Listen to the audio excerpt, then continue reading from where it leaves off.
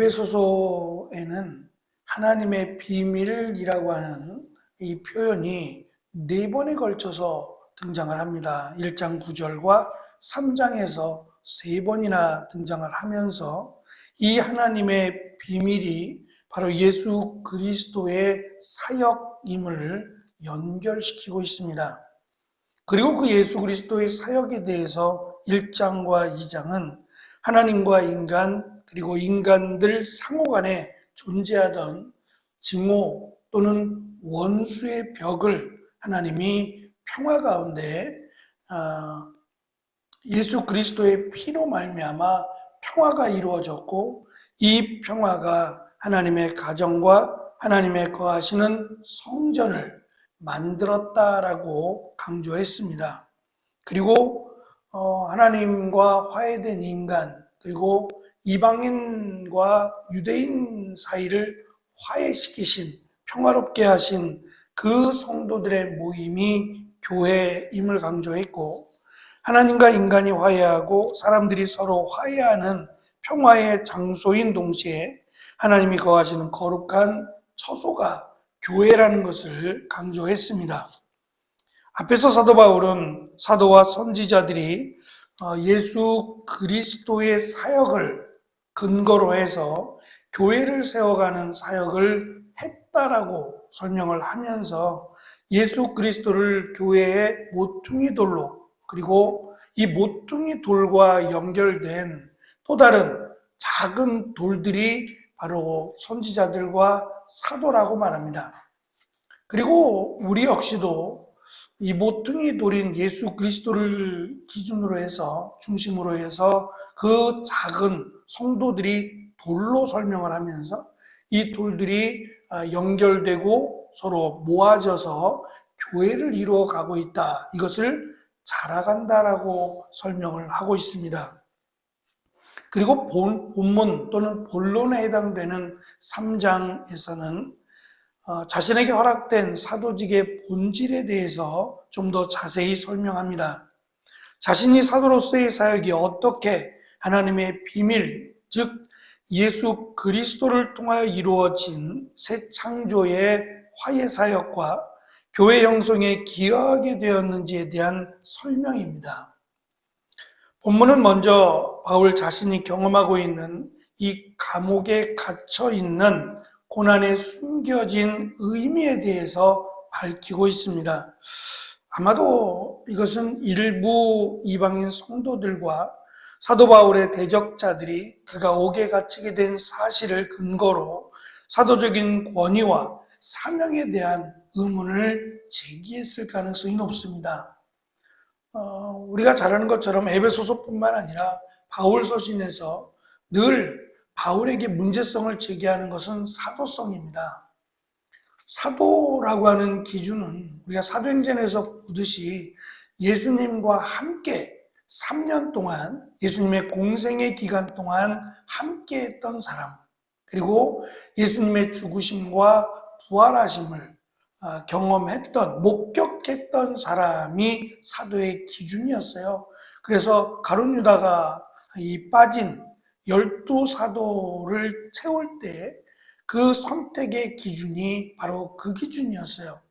그런데 사도 바울 같은 경우는 예수님의 공생의 기간에도 함께 있지 않았고 또 예수님이 죽으실 때 예수님이 부활하셨을 때 그 자리에 없었습니다.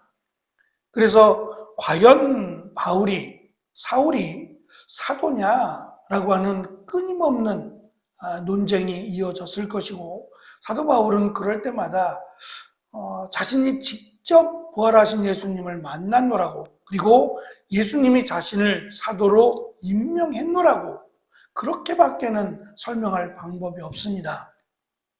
물론 그것을 믿는 자들은 또 사도 바울을 사도로 인정을 했겠지만 그렇지 않은 사람들은 의심의 눈초리로 보았을 것이고 특별히 바울이 감옥에 갔다라고 하는 그것만으로도 충분히 오해를 하고 또 이 바울이 사도가 아니다라고 매도했을 가능성이 많습니다. 그래서 사도의 본질을 설명하면서 가장 먼저 자신이 감옥에 간 그것이 하나님의 은혜라고 하는 것을, 또 하나님의 일 또는 사역의 연장선에서 설명을 하게 되는 겁니다.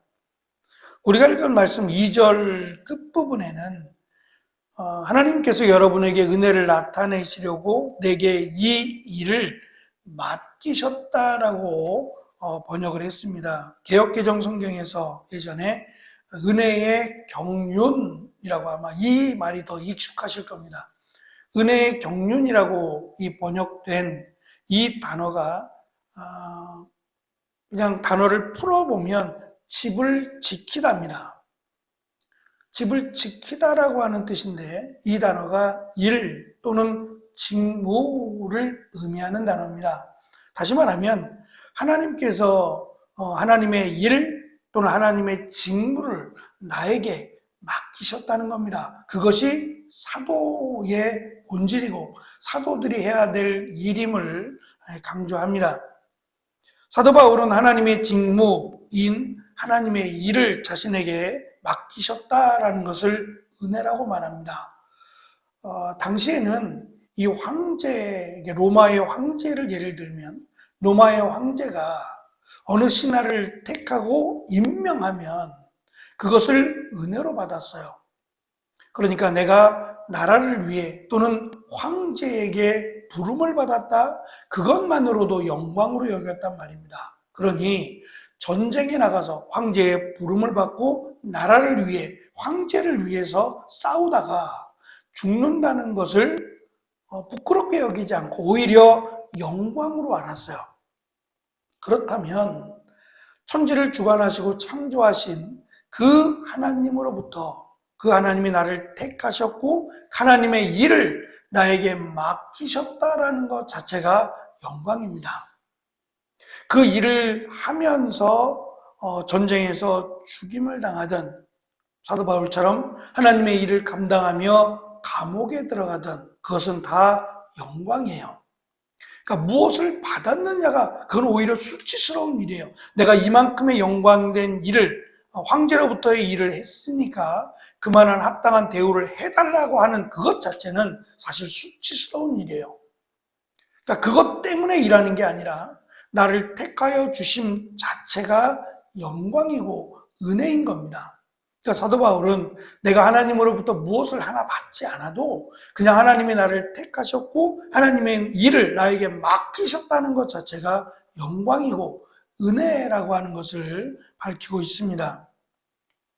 그래서 하나님의 이 일을 감당하며 세상이 이해를 못하고 세상이 오히려 하나님의 일을 방해하고 또 하나님의 일을 감당하고 있는 자신을 감옥에 가둔 것이 부끄러운 것이 아니라 오히려 영광스러운 상처라고 하는 것을 사도 바울은 의도적으로 강조하므로 자신뿐만 아니라 자신과 같이 복음을 전하며 또 하나님의 일을 감당하며 억울한 일을 또 고통을 당하게 될 그들에게 영광스럽게 여기라고, 이것을 은혜롭게 받아들이라고 지금 강조하고 있는 겁니다.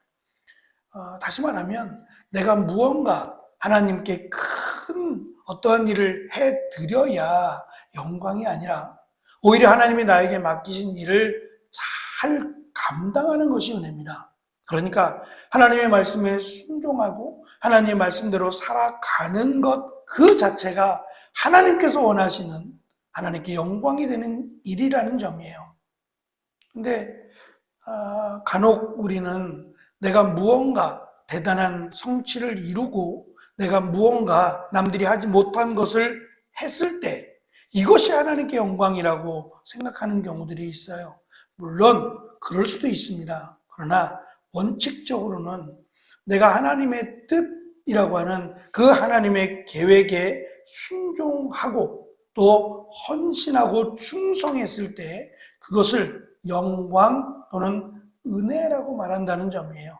그러니까 이것이 먼저고 그 다음에 어떠한 일이 이루어지고 성취가 되었을 때 이것을 하나님께 영광으로 돌린다라는 말이 아마 맞을 겁니다. 그래서 사도 바울은 내가 감옥에 있을 때나 또 여러분과 함께 있을 때 동일하게 하나님의 일을 감당하고 있기에 이것을 영광 또는 은혜라고 자신 있게 사도 바울은 가르쳐 줍니다. 그러니 사도의 본질이라고 하는 것은 뭐 얼마나 많은 일을 했느냐, 얼마나 큰 일을 했느냐가 아니라 내가 하나님의 뜻을 따르고 있느냐, 그리고 하나님의 일을 기쁨으로 감당하고 있느냐, 이것이 사도 바울이 강조하는 사도의 본질입니다.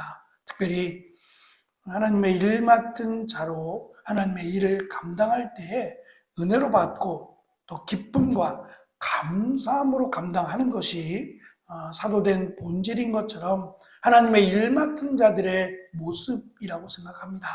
은혜롭게 기쁨으로 감사함으로 주의 일을 감당하고 또 그 일을 통해서 하나님의 영광 받으시는 복된 또 우리의 일들이 되어지고 이 일들이 먼저는 교회 안에 그리고 가정 안에 이루어질 것을 사도 바울은 권면하고 있습니다.